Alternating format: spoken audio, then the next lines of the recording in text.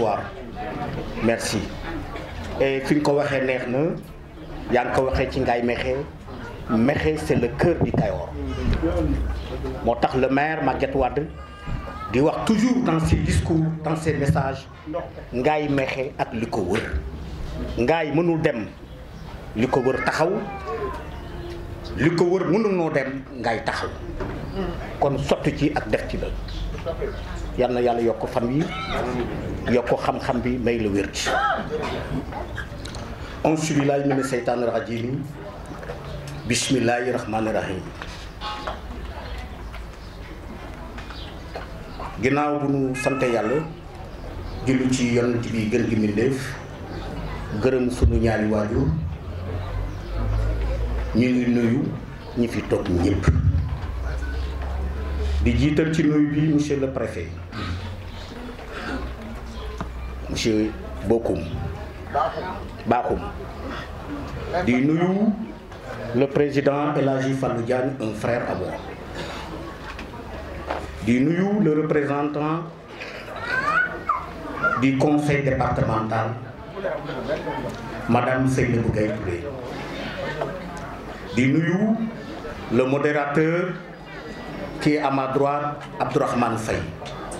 en même temps aussi représentant du ministre de l'agriculture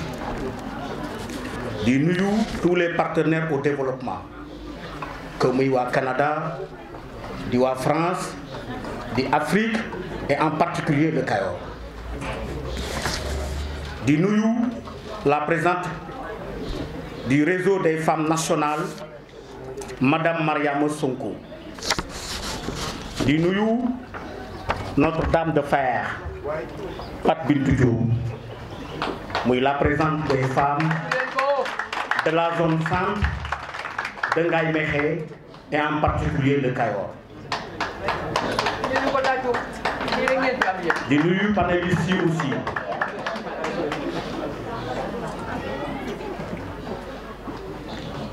am mbégte ak délégation bi ma àndal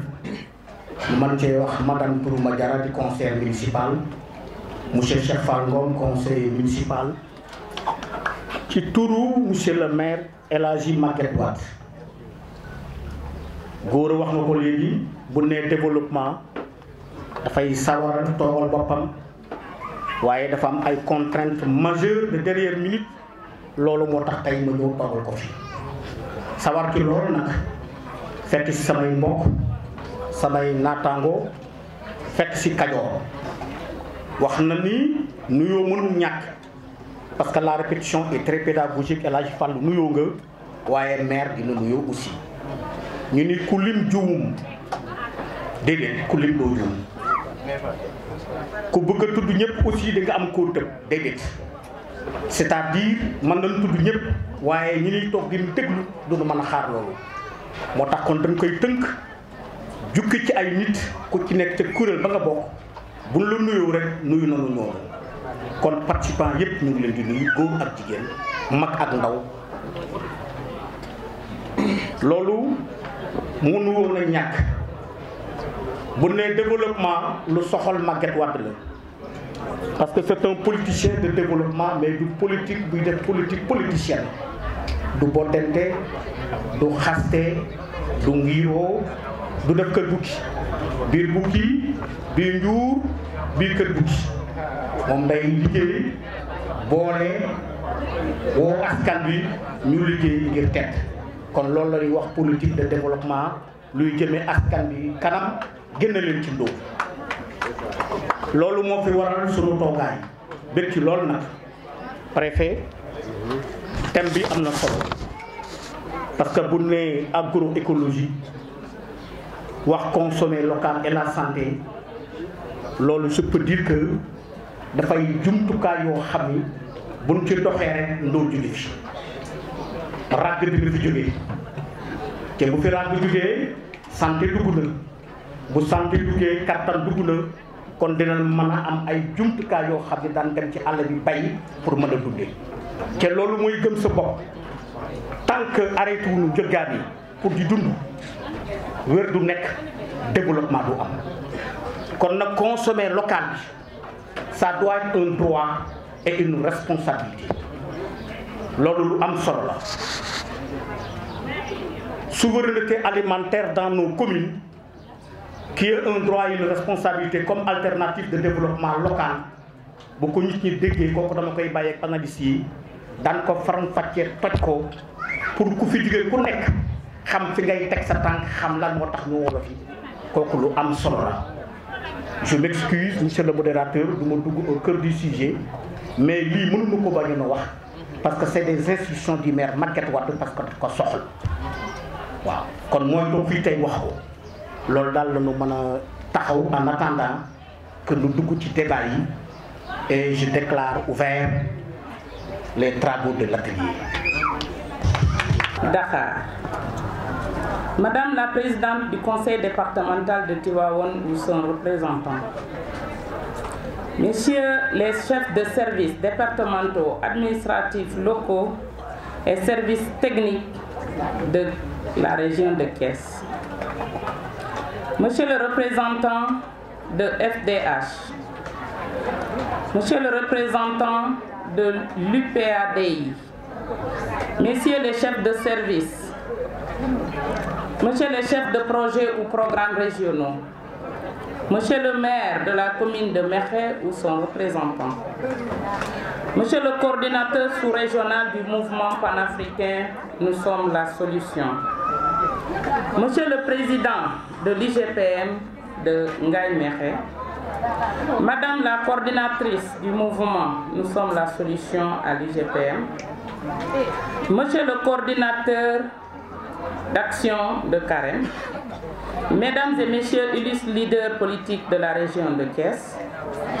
Madame la présidente de la PASAC, plateforme des acteurs pour la souveraineté alimentaire en Casamance,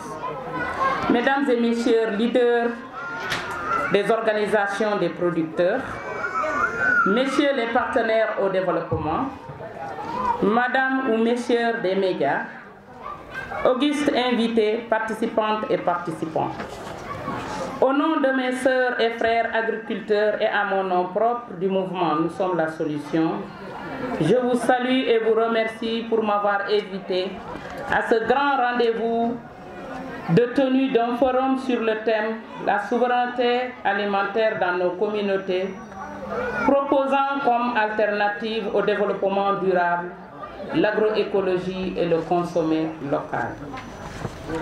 Le mouvement panafricain intitulé Nous sommes la solution, célébrons l'agriculture familiale africaine, que j'assure la présidence, s'installe sur 7 pays de l'Afrique de l'Ouest, le Burkina Faso, la Gambie, le Ghana, la Guinée-Conakry, la Guinée-Bissau, le Mali et le Sénégal. Le mouvement est appuyé par l'ONG Fahamou basée à Nairobi au Kenya et qui a actuellement une antenne en Afrique de l'Ouest à Dakar. L'agroécologie, plus globalement, la question alimentaire est devenue aujourd'hui plus que jamais une préoccupation mondiale. Elle tend à devenir un moyen de contrôle de la souveraineté des peuples et des États. C'est pourquoi, en tant que femmes nourricières, nous sensibilisons, éduquons, conscientisons nos populations, nos décideurs et plaidons pour la prise en compte de nos politiques nationales agricoles d'une agriculture écologique qui respecte toute vie sur terre et qui sacralise la nature. Mesdames et messieurs, notre conviction est que la solution à la souveraineté alimentaire de l'Afrique ne doit pas venir d'ailleurs, mais des Africains eux-mêmes. Et les Africains se doivent de nourrir l'Afrique à travers un système de production paysan, respectueux de l'environnement et soucieux de la santé des populations africaines. Pourquoi consommer local? Pour le mouvement Nous sommes la solution, il existe plusieurs bonnes raisons de consommer localement. La première raison, c'est préserver l'environnement. Réduire son empreinte écologique en réduisant les transports. La deuxième, c'est soutenir l'économie locale. Il permet aux productrices et producteurs de soutenir l'emploi au niveau local, national et régional. De même, d'augmenter leurs revenus. Et la troisième raison, c'est vraiment faire des économies, bénéficier d'un prix avantageux lié à la proximité géographique du producteur et consommer des produits de saison, soit au moment où ils sont au prix le plus bas, car il y a la disponibilité et l'abondance. Et la quatrième, c'est préserver sa santé. Certains produits peuvent perdre une partie de leurs vitamines au cours de leur transport ou durant leur stockage. Il nous permet de même à consommer des produits issus d'une production raisonnée, durable et écologique. Depuis quelques années, le mouvement paysan ouest-africain ne cesse de mener des campagnes pour soutenir cette cause et notre mouvement, à partir de 2011, est monté au créneau pour engager et mobiliser les femmes africaines dans ce combat. Malgré ces efforts de sensibilisation, nos gouvernements respectifs nous ont toujours proposé des choix qui conduisent à la dépendance. Dépendance en intrants agricoles, dépendance alimentaire qui met en otage le consommateur et le citoyen vis-à-vis des produits importés, faits de produits chimiques et d'organismes génétiquement modifiés et dont une conséquence maintenant connue à l'apparition de nouvelles maladies dites nouvelles, parce que jadis pas connues en Afrique. Chers participants, mesdames et messieurs, vous conviendrez avec moi que rarement une analyse des produits importés est faite du champ à l'assiette, alors que ces produits sont destinés à la consommation des peuples africains. J'espère que l'IGPM, en partenariat avec Action de Carême, en organisant ce forum, entend créer une synergie des actions et acteurs autour de la souveraineté alimentaire. Le mouvement Nous sommes la pollution pense qu'il est inconcevable de subventionner des intrants chimiques qui ont des effets néfastes sur l'environnement, la santé humaine, la santé animale, la santé du sol, de l'eau et des semences. Les subventions, à notre humble avis, doivent plutôt être faites sur des éléments constructifs, notamment le fumier, le compost, les semences paysannes, les produits locaux et naturels, etc. Et c'est là tout le combat de notre mouvement qui met en avant les femmes, car en Afrique, les femmes restent un maillon essentiel de la production agricole. Elles assurent 70% de la production alimentaire, presque 100% des activités de transformation, 50% de l'entretien du bétail familial et 60% de la commercialisation sur les marchés locaux. Bref, les femmes constituent la cheville ouvrière des exploitations familiales agricoles.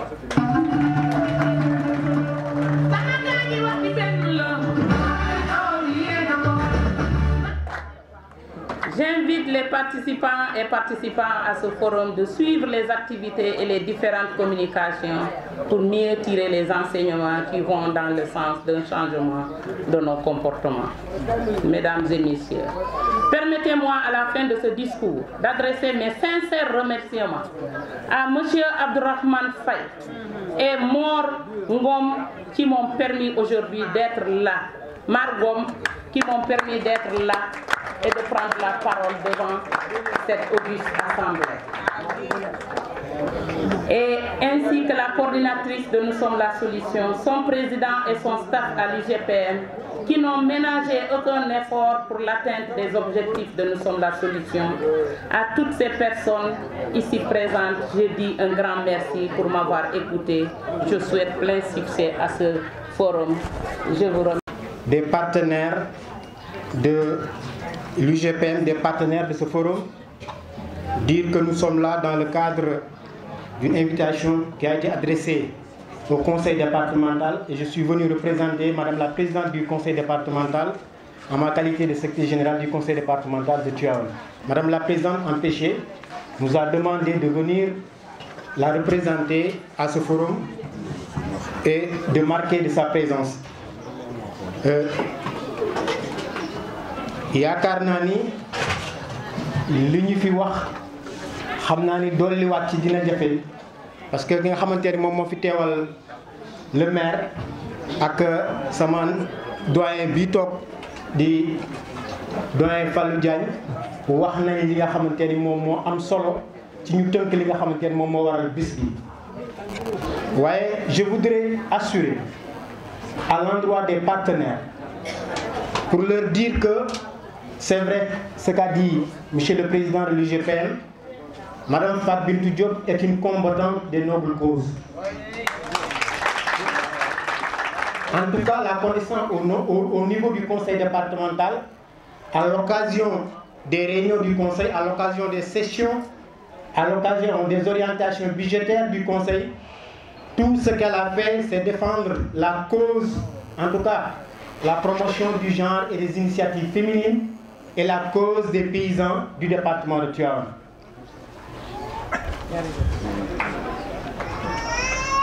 Merci beaucoup.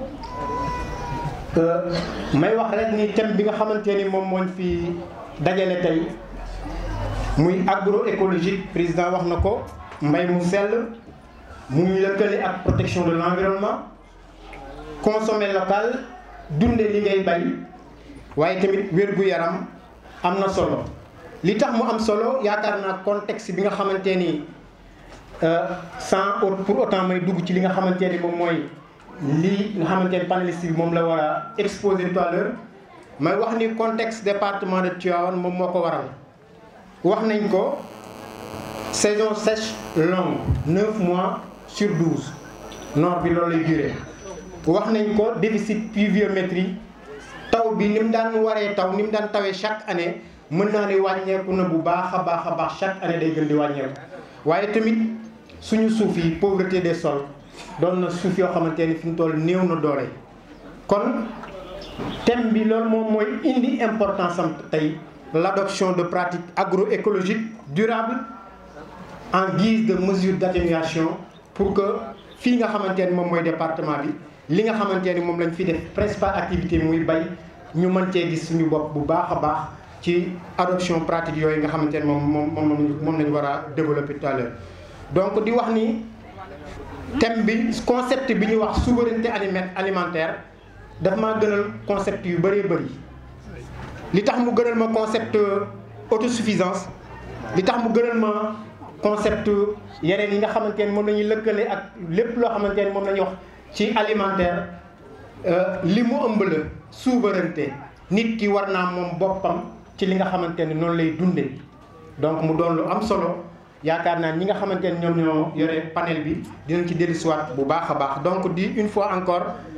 naaj na pour bañ a monopoliser la parole rek di remercier encore l'UGPM, de remercier encore Nous Sommes la Solution, de remercier encore partenaires yi nga xamante ni ñoom la ñuy àndal ci invitation bi nga xamante ni moom la ñu def. yaakaar naa ne fii ma toog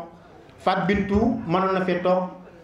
Maguette Diop ma lay mënoon na fee toog en tant que conseiller départemental. kon it bu ñu fi toogoon dinañ mat place bi ba mat sëkk wax ci turu président conseil départemental waaye wax ci conseil départemental bi yëpp. donc suñu teewaay doon na lenn lu dul rek marqué waat li nga xamante ni bëgg-bëgg président conseil départemental. Ces organisations ont des projets de sensibilisation et de mobilisation populaire pour le développement et la modernisation de l'agriculture familiale en Afrique de l'Ouest. Ils visent à sensibiliser les populations ouest-africaines aux questions alimentaires en leur donnant une meilleure connaissance des productions agricoles et produits transformés locaux et de leur forte valeur nutritionnelle, et aussi en les incitant à consommer les produits de l'agriculture familiale. Au Sénégal, ces organisations ont fait des études poussées sur la valeur nutritive de différents plats nationaux, comme le ceebu jën de Ndar, le mafé et le ndambe du Kayor, le ñeleng et le cere ndimb du Saloum, le soupe kanja et le taux du Niani, le ngourban du Sine, le njorné et le tchagri sow du Fouta,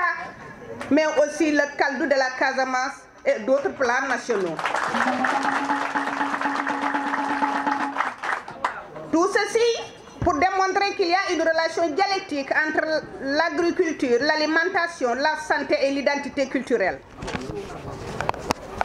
Le marché ne peut pas être la valeur suprême de l'humanité. Considérant l'alimentation comme une simple marchandise, comme veut nous le faire croire la mondialisation et les échanges commerciaux et internationaux. Toute nation doit produire sa propre alimentation. L'alimentation d'un pays doit avoir comme soubassement la souveraineté alimentaire. Ces organisations comptent sur la volonté des politiques, des autorités, se traduisant par des politiques et stratégies appropriées au profit de l'agriculture familiale qui assure en ce moment l'essentiel de la production alimentaire au Sénégal. L'Afrique peut se nourrir elle-même. Unissons-nous pour assurer la souveraineté alimentaire de l'Afrique. Mes chers compatriotes, l'UGPM remercie vivement les participants ici présents, Action de Carême et Grassroots, ces ONG d'appui qui l'ont soutenu pour la réalisation de ce forum, la souveraineté alimentaire dans nos sociétés, l'agroécologie et le consommé local comme alternative de développement local. Je vous ginnaaw bu ñu nuyoo ñi nga xam ne ñoo fi nekk ñëpp te ma lim leen léegi ci Touba di leen sant di leen gërëm di leen wax ni nit de du dénkaane biiram am na benn taalifkat bu wax ni dénkaane sa biir àll wóorul ndax li tax ñu koy wax mooy bu bato bi toogoon ñeenti weer ceeb ñëwul Sénégal léegi nga gis jafe-jafe am loolu tax nag ñu ni fii ci UGPM jaarale ko ci Action de Carême ak Grassroots nous sommes la solution slogan bi nga xam ni moom le président de la République du Sénégal wax ni produisons ce que nous consommons et consommons ce que nous produisons ñun de dañuy dem ci pratique bi tàggat nañu ay jigéen fii ci ni nga xam ni noonu la ñuy fexe ba wëlbati sunu meññeef yi jox ko valeur président Fallilou wax na ko léegi dëwlin yaa ngi nii li may wax rek mooy suñu production yi bu nu ko sobental fu ma dem dama koy wax gerte amul dara doon ci sànni boo jiyee sa gerte ba mu ñor jëlal sa ngoon nga jox say xar xoolit sa gerte nga jël xoolit yi dem wali ko ca machine ba joxaat xar yi gerte bi bu la neexee saafal bu la neexee yël noonu bu la neexee nga def dëwlin tege dege wala nooflaay waaw loolu ana lu ciy sànni moo tax mbir nag boo ci nekkee danga koy xam ñàkk cee nekk te xam ko sax daf koy gën a wóor li ñuy bay na koy lekk li ñu bëggatul mooy bay sa dugub ba mu pare jaay juróomi kilo dugub wala juróom-ñaar dem jënd bi genn kilo ceeb boo xam ne ceeb ba xamoo fan lay jóge bëggatunoo gis jigéen joo xam ne saaku ceebam dafa jeex muy wër dëkk bi yor legetam di lebub ceeb te am saaku dugub ak saaku ñebbe loolu ci UGPM taxaw démb ak bërki démb fas yéene cee taxaw di ngeen gis léegi nii ci kattanu yàlla ay finaliste ngi fii ñoo xam ne dañ leen a tàggat ci suñu produits locaux yi ñu fas yéene koo togg te doo am doom bi nga xam ne moom la ñu jaay ci bitig yi ñu koy wax saf-safal ñun dañuy tere loolu dañu bëgg nit ñi di consommer li nga xam ne li ñuy bay consommer loo xam ni du la indil yenn gàllankoor ñooñu tey di nga gis ni bu ñu ñëwee fii ku ci jom dina la neexal fii ndax dañu bëgg nit ñi ci boppam ñu di leen wax li nga xam ni moo nekk barki démb dégusté nañu 444 élèves fii ci école 7 ana lu ko sabab mooy programme yi nga xam ni moom la ñu am ak Action de Carême moom la ñu am ak Grassroots international pour que ñooñu ndax ñooy cible bi nga xam ni boo fi joxañee li nga bëgg mën nga ko am ndax xale bu dee yaayam defal dara daf koy def bu dee papaam lii laa bëgg da cee taxaw looloo tax ñu dem ci école bi te yaakaar naa ñoom ñëpp apprécier nañu ko kon dama ni lépp li nga xam ni wax nañ ko fii tey bu ko nopp bi dégg ndejoor bi mu jaar ci noppi càmmoñ bi na kenn ku nekk def mbir mi ni sa mbir la xam ni lii ñuy wax ak di ko def duy mbirum kenn ñun ci suñu bopp ñooy waxtaan di xelal nit ñi ndax nit mën nga caa nekk sax te doo ko xam waaye bu la nit ki gindee wala mu wan la loolu yow nga dellu si ji kon dañu bëgg vraiment li nga xam si moom lañ ci wax rek ci kattanu yàlla ñun ñëpp ñu nekk ci di leen sant di leen gërëm di ñaan yàlla mi nga xam ne mooy borom kattan gi mu kattan nañu macha allah jërëjëf. Appuyé par Action de Carême ak Grassroots nous sommes la solution ñooñu ñoo ñu jàppale pour que ñu mën a def forum bu toll nii. forum bi nag li ko yëkkati mooy jéem a wax mbay mu sell ak consommer maanaam lekk li nga xam ne moom la ñuy loolu moom la ñuy bay dunde li ñuy bay